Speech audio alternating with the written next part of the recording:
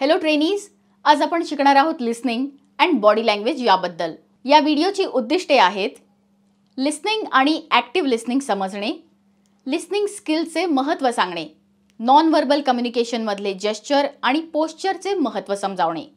चला तर सुरू करूया. ऐकणे. ऐकणं तेव्हा होतं जेव्हा ट्रेनीज क्रियात्मक रूपाने बोलल्या गेलेल्या किंवा अमौखिक संदेश प्राप्त करतात, ते समजून घेतात आणि त्याचं उत्तर देतात.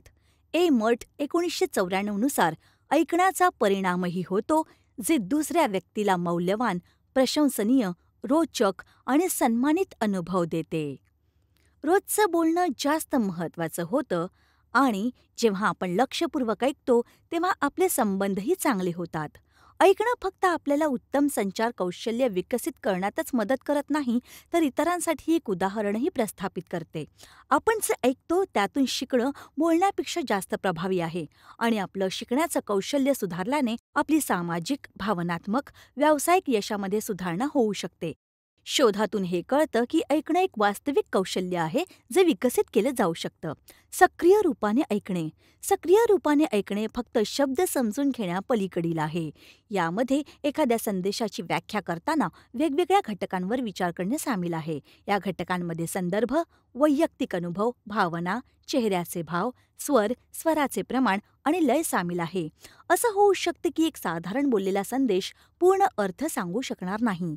चांगल्या प्रकारे समजण्यासाठी तुम्हाला व्यापक संदर्भ, वक्त्यासोबत आपले संबंध, त्यांच्या चेहऱ्याचे हावभाव आणि संदेश कसा दिला जातो या सर्व गोष्टींना लक्षात ठेवावं लागेल, कारण हे घटक मौखिक संदेशामध्ये सखोलपणा आणि सूक्ष्मपणा जोडतात. AAA ऐकणे. चांगलं ऐकणं 3 मूलभूत कौशल्यांवर आधारित आहे: दृष्टिकोन, लक्ष आणि समायोजन. ही कौशल्ये सामूहिकपणे AAA लिसनिंगच्या रूपात ओळखले जातात. दृष्टिकोन. एक सकारात्मक वृत्ती टिकवून ठेवणे प्रभावी ऐकण्यासाठी महत्त्वाचे आहे. अशी वृत्ती खुल्या विचारांना प्रोत्साहन देते आणि ऐकणाऱ्याला मानसिक रूपाने सूचना स्वीकार करणे आणि अवशोषित करण्यासाठी तयार करतो. लक्ष. एकाग्रता व्यक्तीला सक्रियपणे लक्ष केंद्रित करण्यासाठी गरजेची असते. जेव्हा तुम्ही लक्षपूर्वक ऐकता तेव्हा शब्द तुमच्या स्मृतीमध्ये प्रवेश करतात आणि डोक्यात बसताच विचारांचं रूप घेतात. समायोजन. आपल्या ऐकण्याच्या पद्धतीला अनुकूलित करणं अपेक्षित माहिती मिळवण्यासाठी खरंच खूप मौल्यवान आहे.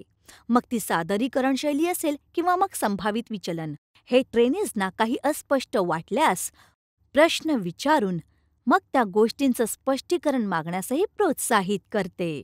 सक्रिय ऐकण्यासाठी काही सूचना. सक्रिय रूपाने ऐकण्यासाठी तुम्हाला वक्त्यासमोर राहायचं आहे. तुमच्या शारीरिक हावभावाने त्यांच्या संदेशामध्ये तुम्हाला रस आहे हे कळलं पाहिजे. सरळ बसा किंवा थोडं पुढे झुका हे दाखवण्यासाठी की तुम्ही त्यांच्या बोलण्याकडे लक्ष देत आहात. डोळ्यांनी संपर्क टिकवून ठेवा, पण स्वतःच्या आणि वक्त्याच्या सहपणाला लक्षात ठेवूनच. जर तुम्ही नजरेचा संपर्क ठेवत नाही तर यामुळे तुम्हाला त्यांच्या बोलण्यात रस कमी आहे असा संकेत मिळतो. बाहेरची साधने ज्यांमुळे लक्ष विचलित होऊ शकतं, जसे की टीव्ही आणि मोबाईल फोन बंद ठेवा. त्या व्यतिरिक्त तुम्ही कोणतेही मासिक किंवा पुस्तक तिथून बाजूला करा जे तुम्ही वाचता. अशा प्रकारे तुम्ही बोलण्यावर लक्ष केंद्रित करू शकाल.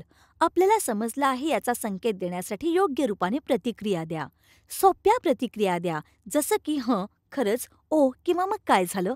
हे दर्शवतात की तुम्ही सक्रियपणे ऐकत आहात. वक्ता काय म्हणतोय यावर पूर्ण लक्ष द्या. ऐकताना आपल्या प्रतिक्रियेबद्दल विचार करण्यापासून परावृत्त व्हा. मनात चालू असलेले विचार कमी करा. जर तुमच्या मनात वारंवार विचार येतात तर त्यांच्यावर लक्ष देऊ नका आणि आपलं लक्ष वक्त्यावर केंद्रित करा. बोलणं चालू ठेवा. खुले विचार ठेवा. वक्त्याच्या विचारांबाबत धारणा बनवणे टाळा. त्यांच्या दृष्टिकोनाप्रती ग्रहणशील राहा. प्रश्न विचारा आणि जिज्ञासा दाखवा. बोलण्यामध्ये सामील व्हा, पण तोपर्यंत वाट बघा जोपर्यंत वक्ता आपला विचार पूर्ण करत नाही. अशा प्रकारे तुम्ही त्यांच्या बोलण्यात अडथळा आणणार नाही. प्रश्न विचारल्यानंतर आपल्याला समजलं आहे हे स्पष्ट करण्यासाठी त्यांच्या बोलण्याची पुनरावृत्ती करा. जर तुम्हाला असं म्हणायचं आहे की असं म्हणून सुनिश्चित करा की तुम्हाला त्यांचा संदेश चांगल्या प्रकारे कळला आहे. वक्त्याला त्याचं बोलणं संपवू द्या. मग ती तुमची तक्रार किंवा टीकाच का असेना तोपर्यंत वाट बघा जोपर्यंत आपले विचार प्रकट करत नाही. आणि मग जर आवश्यक असेल तर प्रतिक्रिया द्या किंवा स्वतःचा बचाव करा. धीर महत्वाचा आहे. जोपर्यंत वक्ता विनंती करत नाही तोपर्यंत सल्ला देणं टाळा. मार्गदर्शनासाठी त्यांच्या आवश्यकतेचा सन्मान करा आणि वाट बघा की ते तुमचं म्हणणं ऐकतील. हावभाव जाणून बुजून केलेली शारीरिक गतिविधी विचार संप्रेषित करून मौखिक संचाराला पूरक बनते. यात संदेश संप्रेषित करणे किंवा त्यावर भर देण्याच्या उद्देशाने डोळ्यांचा संपर्क, डोकं हलवणे, हाताचे इशारे किंवा चेहऱ्याचे हावभाव अशा गतिविधी सामील असू शकतात. वास्तविक, अत्याधिक किंवा पुनरावृत्ती असलेल्या गतिविधी लखप बनू शकतात, म्हणून त्यांना जागरूकपणे वापरात आणा. आसन शिकवताना सदैव वर्गामध्ये सगळ्यात पुढे उभे राहा. शिकण्याच्या गतिविधीचे पर्यवेक्षण करा. कधीही वर्गात पाठ दाखवून उभे राहू नका. वारंवार एकच गोष्ट बोलू नका आणि हसत खेळत वातावरण बनवून ठेवा. सुनिश्चित करा की ट्रेनीज हसत खेळत योग्य शिक्षण घेत आहेत.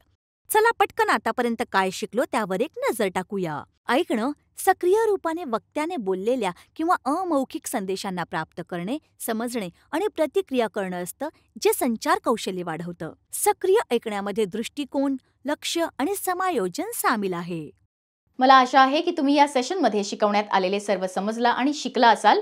तर भेटूया पुढच्या इंटरेस्टिंग आणि एक्साइटिंग व्हिडिओमध्ये. थँक्यू आणि तोपर्यंत गुड बाय.